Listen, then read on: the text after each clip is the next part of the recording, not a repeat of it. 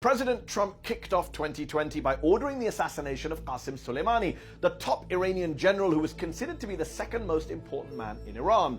Everyone's worried what happens next, what kind of retaliation is coming America's way, and whether we're on the verge of some sort of major new conflict in the Middle East, the kind of war that would make Iraq look like a walk in the park.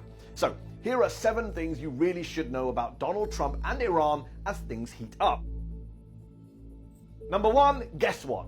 Trump, the former real estate mogul and reality TV star with zero background in foreign affairs or national security, doesn't know anything about Iran or about the man he killed, General Soleimani. Don't take my word for it, take his. Are you familiar with General Suleimani? Yes. Go ahead, give me a little, go ahead, tell me. He runs the Quds forces. Yes, okay, right. Do you expect and I his think the behavior... Kurds, by the way, have been horribly mistreated by us. No, not the Kurds, the Quds forces.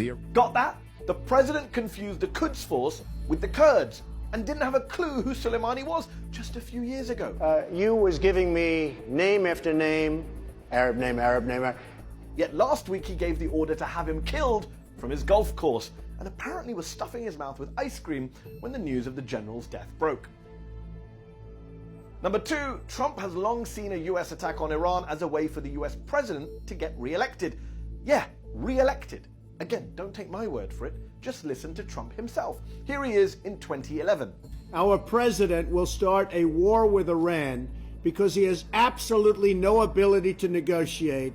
He's weak and he's ineffective. So the only way he figures that he's going to get re-elected, and as sure as you're sitting there, is to start a war with Iran. And of course, with Trump, there's always a tweet. In fact, multiple tweets. Yet another reminder that the one word you need to understand Trump is projection. What he accuses others of thinking or doing is often what he himself is thinking or doing. Number 3, Trump tore up Obama's Iran nuclear deal in order to launch his very own maximum pressure campaign, which led to this very crisis. But here's the thing, Trump tore up that deal against the advice of his own generals and his own defense secretary, who said it was working. Secretary Mattis, do you believe it's in our national security interest at the present time to remain in the JCPOA? Yes, Senator, I do. Number 4, Trump and his people want to blame Iran for 9/11 because they know that'll help them make the case for war. Vice President Mike Pence took to Twitter last week to claim that Soleimani and Iran had helped 10 of the 12 9/11 hijackers, which is not just absurd because Shia Iran and Sunni al-Qaeda are mortal enemies and the 9/11 report says it's BS to suggest Iran was involved in September the 11th, but also 12 hijackers? Weren't there 19 of them? What on earth is Mike Pence talking about? Number 5, the reason he tore up the Iran nuclear deal is that Trump is a hawk and has always been a hawk. So what was Maureen Dowd smoking when she wrote her Donald the Dove, Hillary the Hawk column in the New York Times in 2016? This is a president, remember, who has twice bombed the Assad regime in Syria, reduced Mosul and Raqqa to rubble, vetoed a congressional attempt to end US involvement in the Saudi bombardment of Yemen, and overseen a 5-fold increase in drone strikes throughout the region and beyond.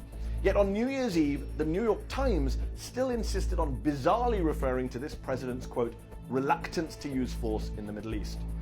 Ridiculous. Number 6, Trump's belligerence, though, has to also compete with his massive ego.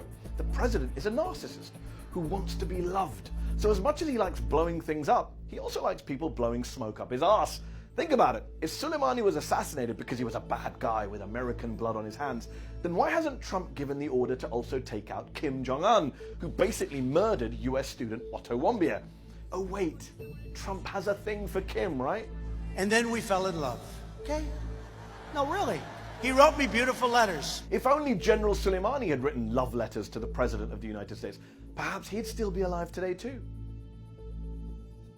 And number 7, last but not least, it's important to remember that whatever we're discussing, whether it's domestic policy, foreign policy, the economy, Trump is unhinged. That's a constant.